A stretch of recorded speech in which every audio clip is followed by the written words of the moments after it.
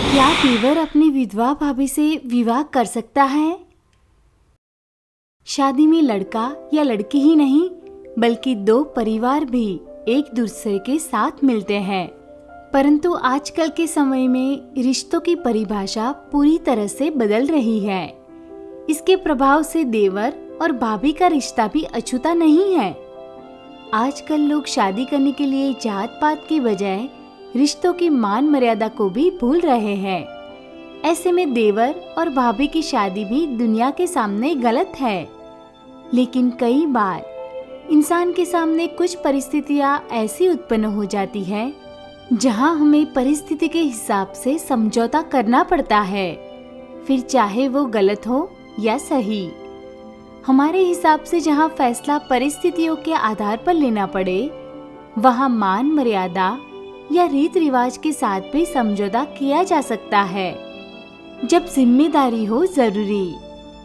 ऐसी ही एक मर्यादा है देवर और भाभी के रिश्ते की। वैसे तो देवर और भाभी का रिश्ता माँ बेटे का माना जाता है।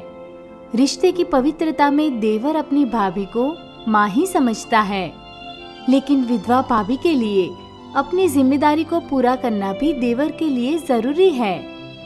अगर किसी भी परिवार में बड़े बेटे की मृत्यु हो जाती है, जिसकी शादी भी हो चुकी थी, इसके साथ ही छोटा बेटा कुंवारा हो, तो ऐसे में अक्सर बड़ी बहू की शादी देवर के साथ करने के बारे में सोचा जाता है।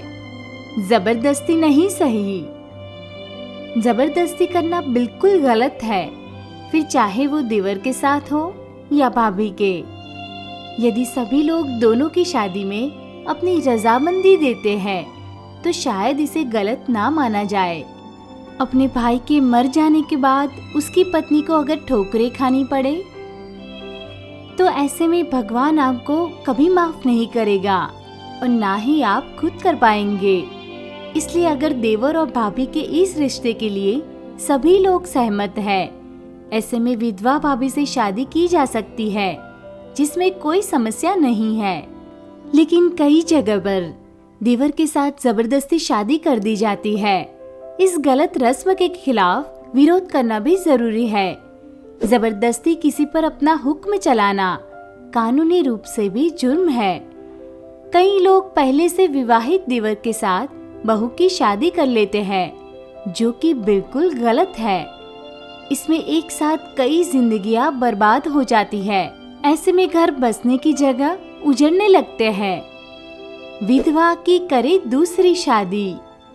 यदि विधवा भाभी अपने देवर के साथ शादी नहीं करना चाहते तो उसे जबरदस्ती नहीं करनी चाहिए। ऐसी स्थिति में ससुराल वालों को बहू की दूसरी शादी कर देनी चाहिए। कई लोग बहू की दूसरी शादी को अपने परिवार के बीच भी जोड़कर देखते हैं, लेकिन जबरदस्ती किसी की जिंदगी बर्बाद करना भी किसी की बेइज्जती से कम नहीं है। माना कि आपके बेटे के चले जाने से आप बहुत दुखी है, तो इसमें आपकी बहू भी उतनी ही दुखी है जितने के परिवार के बाकी सदस्य। इसलिए सभी की मर्जी के आधार पर आप भविष्य संबंधित सही फैसले कर सकते हैं। हमारे चैनल को सब्सक्राइब कीजिए और पेज को लाइक करना मत भूलिएगा।